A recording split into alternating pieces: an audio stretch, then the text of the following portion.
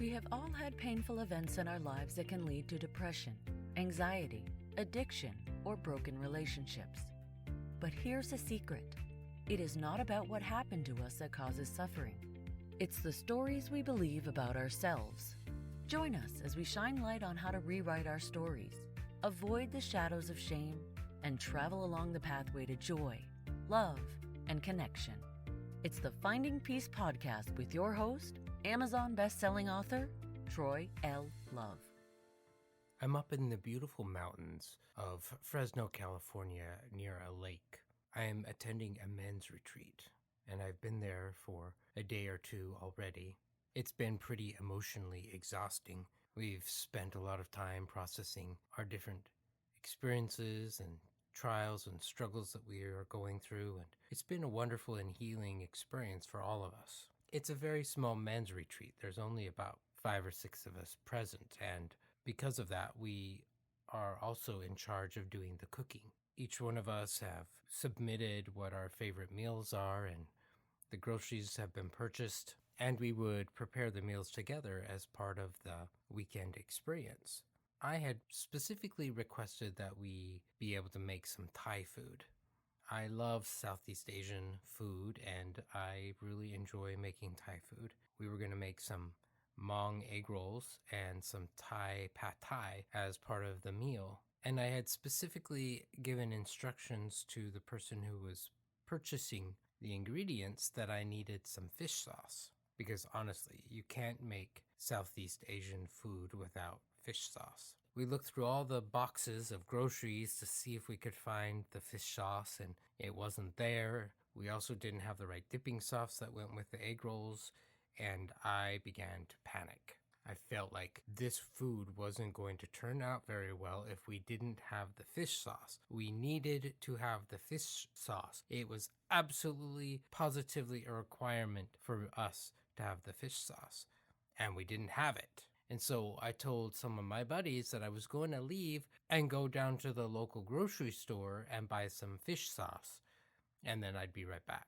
Well, the local grocery store was about 15-20 minutes away, and it's up in the mountains. It's not a traditional grocery store where they have a lot of different varieties of food. And so as I got to the grocery store and I looked in the Asian section, they had only one little section of an aisle for the Asian food section, and they didn't have any fish sauce. I was really stressed out. This food was not going to taste good if I didn't have the fish sauce. And so I made a decision. I was going to drive to the nearest Asian food store and get the right material so that we could make dinner that night and have it actually taste good. And so I drove for another hour and a half to get the fish sauce. Now, the counselors, the therapists who were in charge of the retreat, I had neglected to tell them that I was leaving. I had told my buddies, hey, tell them that I'll be back in just a few minutes. And so they started they're texting me and they're saying, where are you, Troy? And I'm saying, oh, I'm so sorry. I'm running down to the local Asian store to get some fish sauce and I'll be right back. Well, I returned about 2 hours later and I was frustrated. I was mad that it took me that long to drive down, all the way down to Fresno to go to the local Asian store, buy the food that I needed, and then drive all the way back. I was mad that the person had not bought the fish sauce like I had specifically said. I was mad that the food wasn't going to taste good. I was mad that it wasn't going to be prepared in the way it needed to be. I was incredibly frustrated. And what was I most incredibly frustrated about? That it wasn't going to be perfect. I got back to the cabin. Everybody was already starting. They'd already been processing their stuff. And so I just kind of slipped in and sat with them and processed what was going on. I could tell that my therapist was a little bit frustrated with me that I had left for 3 hours to go on this little errand to get a little bottle of fish sauce. I was so incredibly stressed out about that by the end of the time that I almost was to the point that I didn't even want to make the food anymore. But I had traveled for 2.5 hours to go get the dang fish sauce. And so we were going to make these Hmong egg rolls and we were going to make the pad thai and it was going to be amazing. Well, as we started to get ready to prepare the food and we're chopping up vegetables and whatnot, I opened the pantry cupboard that for whatever reason we hadn't looked in before. And lo and behold, right in the corner was a little bottle of fish sauce, which was exactly what I had told the person that I needed to order. She had done exactly what we had asked her to do, but for some reason, it was moved out of all of the other stuff and had been put in the cupboard, and it was hiding behind something else, and we didn't see it before. In that moment, I felt a ton of shame.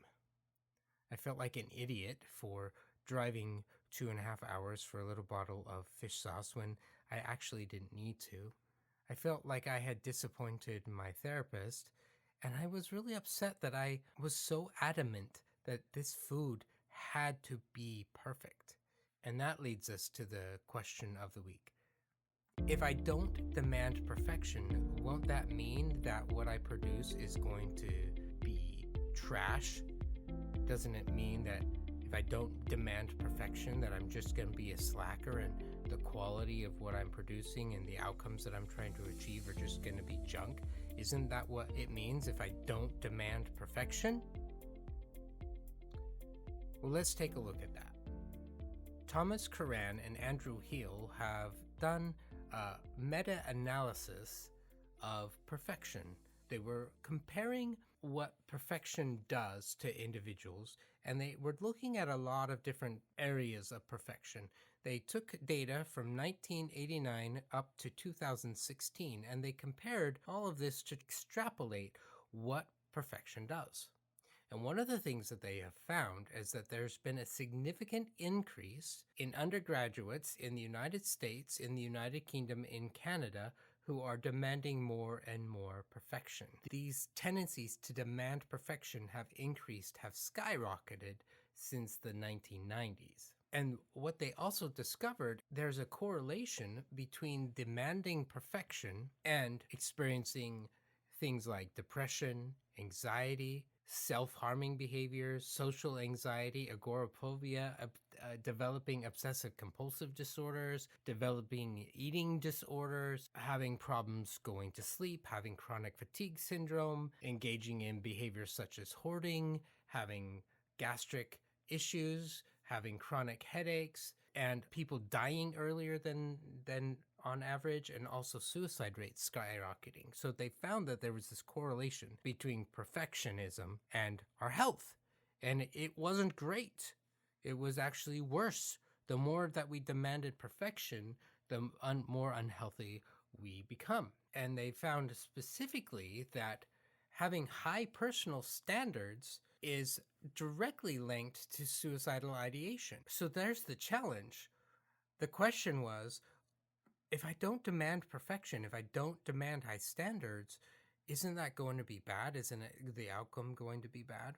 And here's where we delineate between having high standards and not succumbing to those issues of mental health and shame and suicide versus those who do demand perfection. And it has to do with the judge, that shadow of shame, that inner critic who continually is telling you that you're not enough and that your value is directly connected to what you produce. So in my case, the judge showed up the moment that I found out that there wasn't any fish sauce. And the judge said, "Oh no, Troy, this is going to be bad.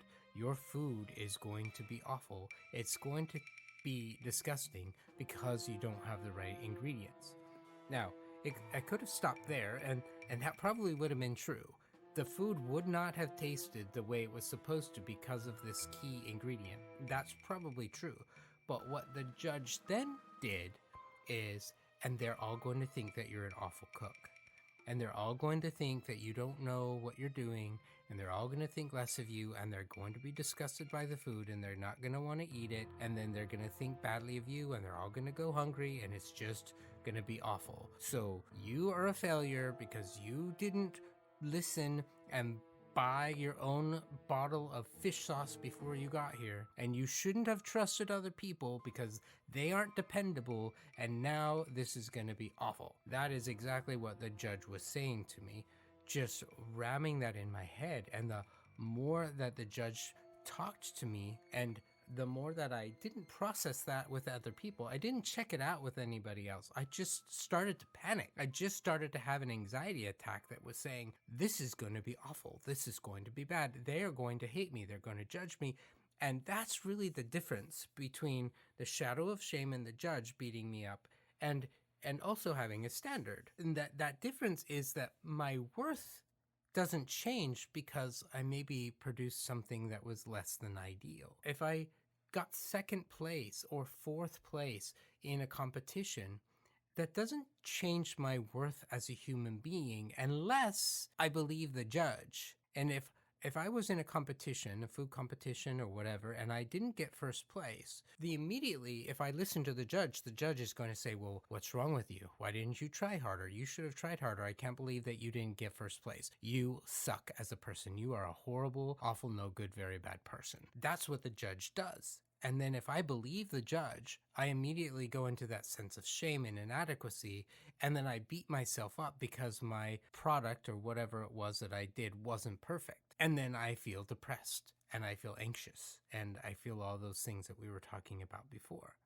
Versus, if I don't listen to the shadow of shame when the judge shows up and says, well, you are a horrible cook, you don't even know what you're doing, you can't even cook anything right, you're a horrible human being, you suck as a person, you're no good, you're bad, you're horrible.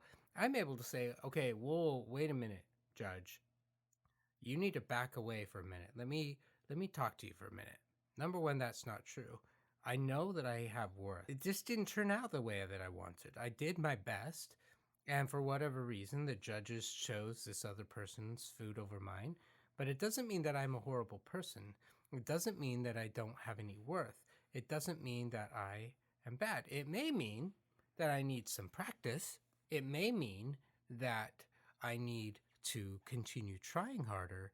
That may be so, but my worth, my value as a human being has not been diminished because I didn't win first place. I think that's why a lot of sports teams, especially for kids now, give everybody a trophy because they're afraid that the message is that you are a loser because you didn't win first place, and so we're going to give you a trophy so you can feel good about yourself. And that doesn't really teach a person to learn how to become resilient to shame. What it does is it reinforces the messages of shame that many of us have embraced and accepted to be true, that I'm only good if I am perfect. I'm only good if I reach these high standards that I've set for myself. And in fact, it's the judge that sets those standards, and the irony is that the judge continues to move the standards around. So let's say that I got first place in a cooking competition, and the judge would say, well, look at you. You are so amazing. You are so fantastic. What a worthwhile human being you are. But there's another competition coming up next week, and you better work your butt off so that you can do that one well, because if you don't, you're going to fail. You're going to be a loser.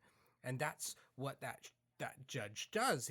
It says, okay, for this moment, this nanosecond of time, you finally achieved something, but immediately, within a breath, the judge is going to say, but, and then the judge is going to move the hurdle. He's going to raise the bar. He's going to change it. He's going to move it around. And again, and so then all of a sudden I'm like, okay, well, I got to scramble. I got to try and do everything right so I can be perfect and do what that is that the judge is asking me to do. As you can imagine, that doesn't lead to a healthy sense of well-being. And in fact, in their analysis, they took 43 studies that were specifically about perfection and burnout, and they found that athletes, employees, and students gained absolutely no benefit from having these high standards compared to people who didn't have high standards. And what that means is that those who said, I want to be the best, I want to be the player of the year, I want to win this award, I want to get to the highest rank possible, I want to climb to the top, those individuals who had those high standards, they were compared to people who didn't have those high standards. And what they found is that there was no benefit. There was absolutely no benefit to having those high standards as it relates to their emotional well-being. And in fact, what they found is that the people who had those high standards, they ended up burning out faster. It wasn't that they had the high standards, though, that was causing the burnout. It was that they were having these high standards accompanied with the judge, accompanied with that voice that says that because they haven't reached it yet, they aren't good enough.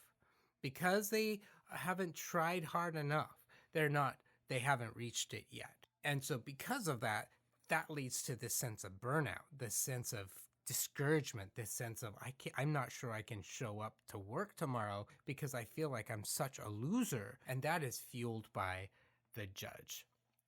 What they found in their study, though, is that the single biggest predictor of success in sports, they were studying athletes, was practice, doing the fundamentals, staying focused, showing up to practice and showing up every day. And I would propose, although I don't have the data to back it up, that the single biggest predictor of success in life, whether you're an athlete or you're a mom or a dad or an employee or whatever, is practice.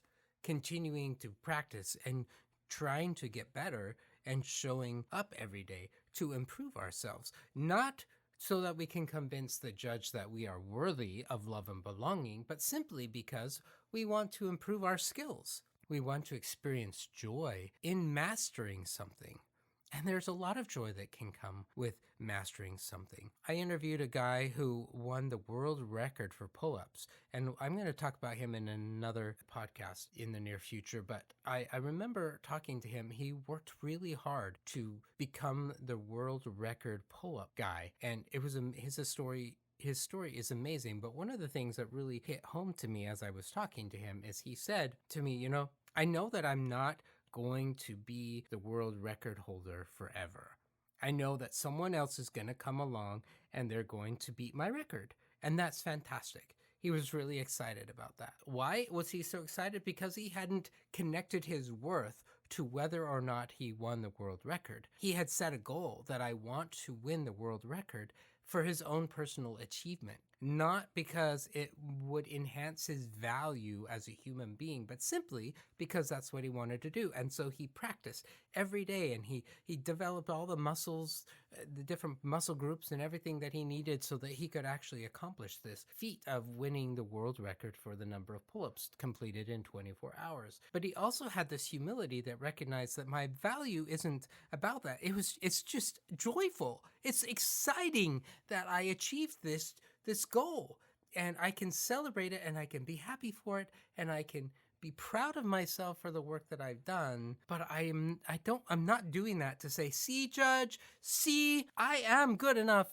Here it is that I'm the best person that I can be. See, let me prove it to you. Yeah, that doesn't ever really work. Conversely, if you are trying to achieve perfection, if you're trying to achieve these goals, and your motive is that you're trying to appease the judge, or you're trying to make your mom or dad happy, or you're trying to make other people happy, that is fleeting and it is unfulfilling, and it really actually causes us more distress. It ends up making us feel those mutated emotions of discouragement, shame, bitterness, resentment, apathy. It doesn't bring us joy. It doesn't bring us satisfaction. And so the question was, if I don't demand perfection, am I going to be a slacker? And the answer is no. It's the outcomes that you want, accompanied with why do you want that? Why do you want to improve? Is it so that you can prove to yourself that you matter? Or is it that you can prove to yourself that you can do it? And do you hear the difference between the two? I hope you can. I'm not doing it because I want to prove that I matter. I want to do it because I can prove that I can.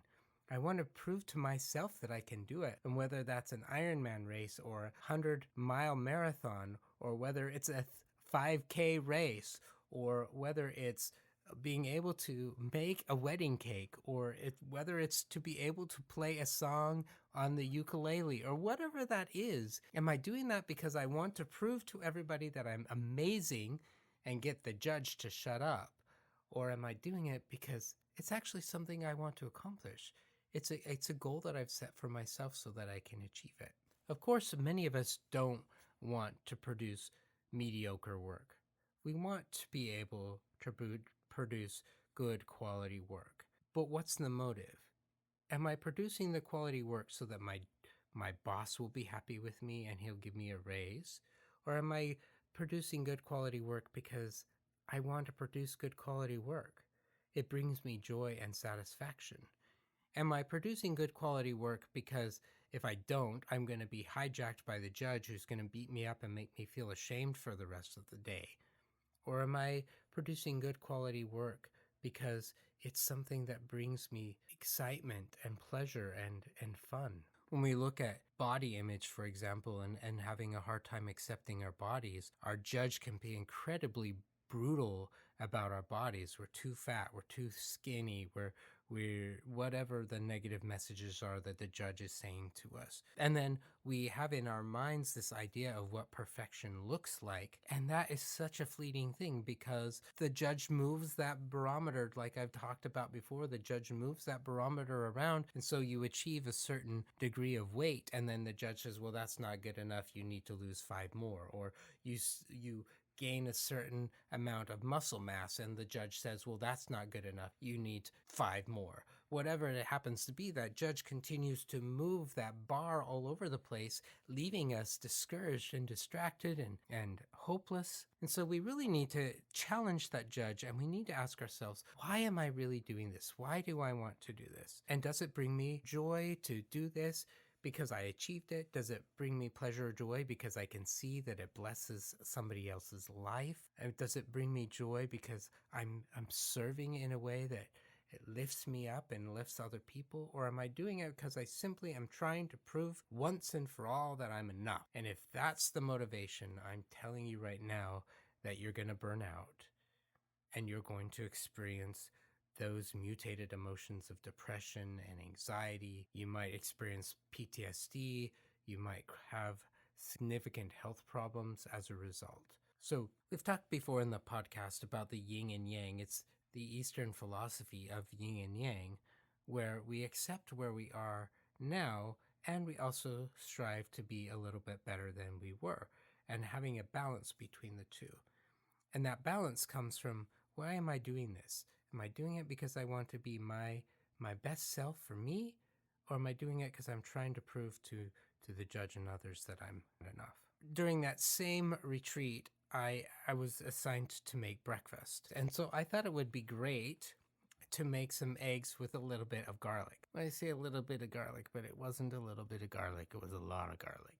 And they were the most disgusting eggs that I had ever eaten in my life.